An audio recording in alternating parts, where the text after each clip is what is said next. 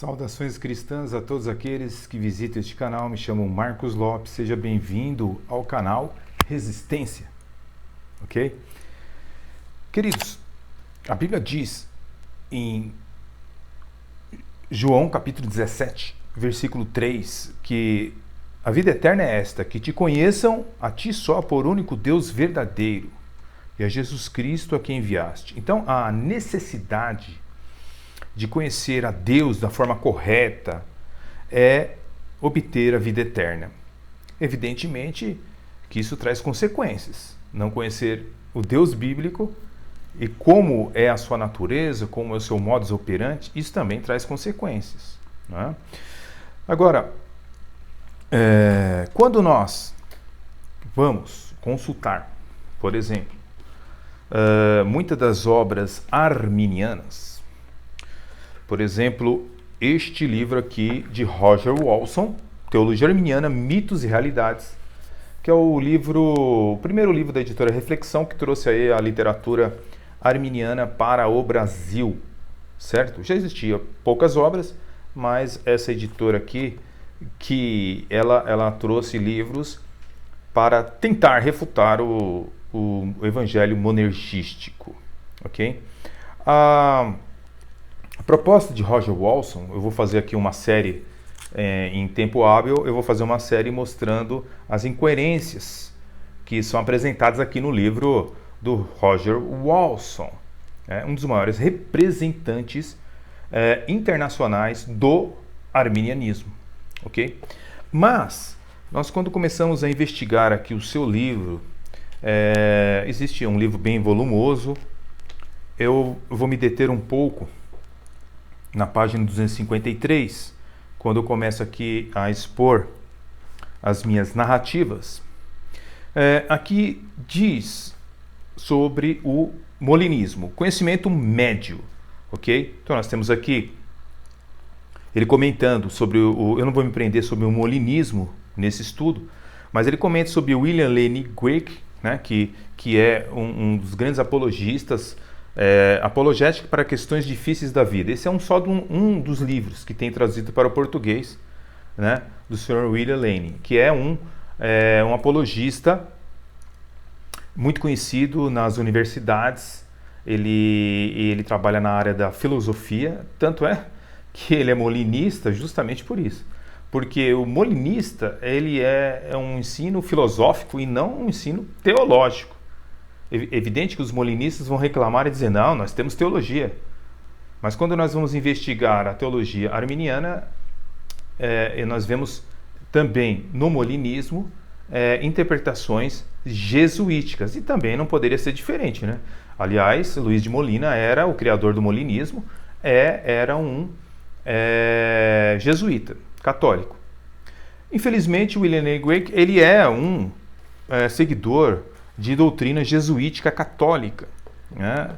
Mesmo tendo uma grande felicidade de conseguir derrotar muitos ateus, militantes e neo-ateus, a verdade é que ele acredita no livre-arbítrio, né, libertário, que é livre-arbítrio, nada mais é a terminologia, né? Se você pegar livre-arbítrio libertário, liberdade libertária, nós estamos falando do que creem os jesuítas, tá bom? E também os arminianos. Evidentemente que os arminianos vão dizer que não, que temos graça preveniente e tal, o livre-arbítrio não pode salvar, é toda aquela história que a gente já conhece da graça preveniente. Mas esse aqui não é o ponto principal do que eu quero tratar com vocês. Aqui, então, ele comenta sobre que os jesuítas, eles acreditam nessa forma de liberdade, né, de livre-arbítrio libertário e tal. Ele faz uma citação aqui de William Lane, certo? E o que eu quero convidar vocês e apresentar para vocês não é em si o molinismo, mas a declaração de que ele faz, Roger Walson, na sua tentativa de negar a predestinação conforme está nas Escrituras. Eles não podem admitir o que a Bíblia diz, que o homem não é totalmente livre. Né? O homem tem liberdade? A teologia reformada diz que sim, o homem tem liberdade. Agora, o livre-arbítrio é algo que não pertence ao homem, porque o homem sempre será influenciado de alguma forma para tomar as suas decisões. Agora, ele comenta um pouco aqui sobre a questão de que muitos filósofos estão convencidos de que o molinismo, ou seja, o conhecimento médio, é lógico porque os não fatos da liberdade são ilógicos. Então, que segundo ele, então, o molinismo não seria algo aceitável para mentes pensantes, né? Agora, a gente vê na literatura arminiana algo assim bipolar, né? Você, por exemplo, tem o pastor Carlos Augusto Vailate, que é um dos... ele não diz ser, né, um dos grandes representantes do arminianismo, mas ele acaba sendo, pelos debates que ele fez no Vejam Só. Aí você pega um livro molinista, O Único Deus Sábio, de o senhor William Lane Craig. Quem é que está prefaciando o livro, né? Quem será que está prefaciando? Carlos Augusto Vailate, biblista, hebraísta e teólogo. Então, eles são bipolares. Eles falam que não aceitamos o molinismo, não aceitamos o determinismo do molinismo, tal, mas eles fazem prefácio de livros molinistas, né? Olha só a bipolaridade desse pessoal. Agora, você pode achar que isso não é nada, mas quando a gente começa a ler os livros, né, os livros dos arminianos, é complicado. Evangelhos que Paulo jamais pregaria. Eu li esse livro, né, há muito tempo atrás, terminei a leitura no dia 24/1 de 2007, né, do pastor Ciro Sanches Cibord, que é da Assembleia de Deus. Fizemos o básico em teologia juntos, quando eu era da Assembleia de Deus. Talvez ele não lembre disso. Mas, olha só que confusão, né, teológica. Ele tentou falar sobre calvinismo aqui no seu livro, na página 97. E aí, ele diz o seguinte: a palavra de Deus menciona ainda a eleição individual de alguns homens para o ministério. Paulo afirmou que Deus o separou desde o ventre da sua mãe e o chamou pela sua graça, Gálatas 1:15. O mesmo aconteceu com Davi, 22:10, Jeremias 1:5, Isaías 49:1 e João Batista, que também foi chamado desde o ventre. Contudo, essa escolha soberana do Senhor para o santo ministério não interfere em seu desejo de salvar a todos os seres humanos. Eu não sei, eles conseguem olhar para esses textos aqui, como Gálatas 1:15, onde Deus escolhe Paulo do próprio ventre, e eles dizem que Deus escolheu para o ministério, mas não para a salvação. Eu fico me perguntando, isso é bipolaridade ou não querer em extremo nenhum aceitar a verdade que Deus escolhe desde o ventre pessoas para a vida eterna? Deus não pode fazer isso na teologia arminiana, não pode. E por Deus não poder fazer isso, que os arminianos repudiam, que está na palavra de Deus, que Deus escolhe desde o ventre, não é só para o ministério, mas é para a salvação também, tá? Então, eles tentam fazer as suas manobras. E aí, por exemplo, você tem aqui algo assim devastador, né? Eles dizem que na página 256 que o teísmo aberto foi criado, agora estou falando sobre o teísmo aberto. O teísmo aberto foi criado na década de 1890 por um protestante, Lourenço Caib, ok?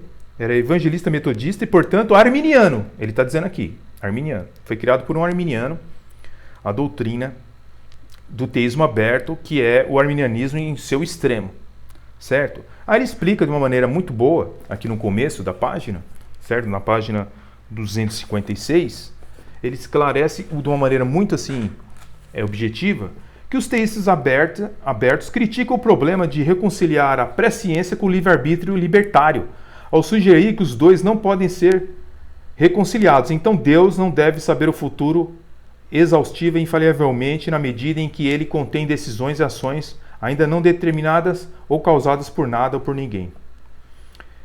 Armínio pareceu ver o futuro e Deus como alguém em um sentido aberto, ou seja, para o arminiano o futuro está em aberto. Tá? Então, esse negócio de futuro, que nem está lá no livro de Apocalipse, já determinado, o que Deus vai fazer lá no livro de Apocalipse, não existe. O futuro está em aberto. Agora, ele explica aqui o teísmo aberto, que o teísmo aberto, ele critica, né, de certa forma, o calvinismo e o arminianismo, certo? E, ao mesmo tempo que esse teísmo aberto critica o calvinismo e o arminianismo em si, ele não deixa de ser arminiano. Agora, veja bem, os teístas abertos são arminianos, que rejeitam o molinismo como uma solução do problema. Beleza, ok? Agora, esta doutrina do teísmo aberto começou a se tornar popular entre os evangélicos na década de 1990, com o livro A Abertura de Deus, ok? Que continha ensaios acerca da presciência de Deus, escrito pelos arminianos, ok? Aí você tem Clark Pinnock, que deixou de ser arminiano para ser teísta aberto, porque a linha, né, ela é tênue, né? Se você não se cuidar, você cai para o teísmo aberto. Os arminianos vão dizer, não, mas isso daí é besteira. Eu sou arminiano, não sou teísta aberto. Tá bom. Então você não é teísta aberto, mas escute essa declaração aqui. Só que escute essa declaração sentada na sua cadeira. Tá bom? De dois teólogos arminianos. Vamos lá? Então, beleza. Tranquilo? Preparado? Sentado na sua cadeira? Senta primeiro aí e tal. Entendeu? E vamos ver essa declaração aqui. Nota aqui do livro Mitos e Realidades. Veja bem o que Roger Walson diz sobre o teísmo aberto, certo? Vamos dar uma olhada aqui? Essa reivindicação, ou seja, ele está se referindo um pouco mais aqui em cima, né? Os teístas abertos defendem a sua visão, certo? Que é um arminianismo mais consistente. É isso que eles reivindicam, certo? Mas Roger Walson, certo? Ele diz o seguinte. Aqui, você pode ver aqui, está aqui, ó, 65, né? 65 está aqui a nota 65. Ele está dizendo o seguinte: os teístas abertos defendem que a visão arminiana é mais consistente, conforme, acreditam eles, resolveram a inconsistência lógica do arminianismo clássico entre a presciência divina e o livre-arbítrio. Aí você vem aqui no tópico 65. 65 está aqui embaixo, Roger Walson dizendo o seguinte: esta reivindicação me foi comunicada por vários teístas abertos, ainda que não seja encontrada em seus escritos. Os teístas abertos querem manter os arminianos clássicos do seu lado, esperançosos de que os mesmos o defendam no atual clima de controvérsia. Veja então o que ele considera a bipolaridade de Roger Walson. Eu considero o teísmo aberto uma opção evangélica legítima e arminiana. O teísmo aberto é uma opção evangélica legítima e arminiana, mesmo que ainda não a tenha adotado. Pode ser que ele se torne um teísta aberto futuramente, olha aí. Mesmo que eu ainda não tenha adotado, como minha própria perspectiva. Então ela é legítima, evangélica e arminiana. Tá vendo? Isso chama-se bipolaridade, meus queridos. Não tem outro nome para isso. Tá bom aí essa declaração para você de Roger Walson? Estava sentado na sua cadeira? O cara acha legítima. Uma heresia declarada, combatida pelos reformados. Há vários livros que até de próprio arminiano rebatendo essa heresia mortal, certo? Mas Roger Walson diz que ela é aceitável, é legítima. Mas não só Roger Walson, Platinga também, né? O grande filósofo tido como das grandes mentes evangélicas do dia de hoje, né?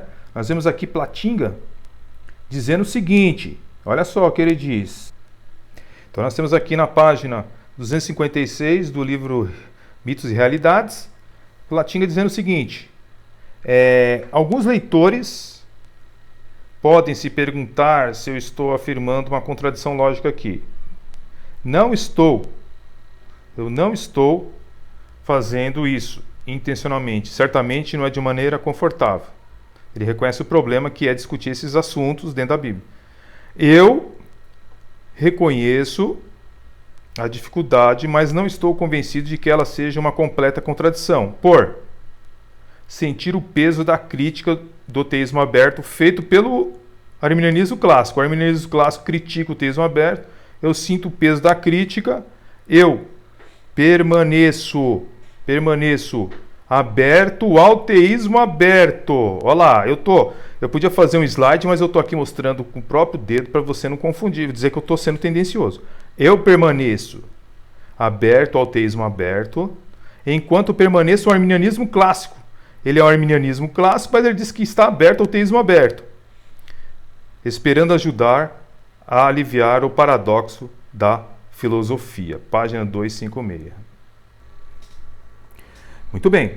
Aí você observa que essas declarações, elas são bipolares ou não? Elas são abertas ao teísmo aberto. Olha, tanto é que Roger Wilson chega a dizer o seguinte: cabe ao futuro ver se muitos arminianos adotarão, Cabe ao futuro ver se muitos arminianos adotarão o teísmo aberto. Olha, não sei se muitos vão adotar. Talvez até eu adote o teísmo aberto, Roger Wilson? Não é isso que você disse aqui abaixo? Poucos arminianos estão dispostos a denunciar seus irmãos e irmãs teístas abertos como heréticos. Inclusive, Roger Wilson. Inclusive ele. Não está aberto a chamar de heresia, teísmo aberto, e tem eles como irmãos e irmãs, e não são muitos que estão dispostos. Bem, senhores, isso é teologia arminiana a todo custo para desacreditar Gálatas 1:15, Isaías 49:1, conforme o nosso amigo Ciro citou aqui. Tudo em nome de se negar o que a Bíblia diz sobre a predestinação e a eleição. Vale tudo em nome dessa negação. Que Deus tenha misericórdia de nós. Com essa teologia que nós temos aqui no Brasil, que está cada dia pior. Que Deus nos dê graça. Deus nos ajude.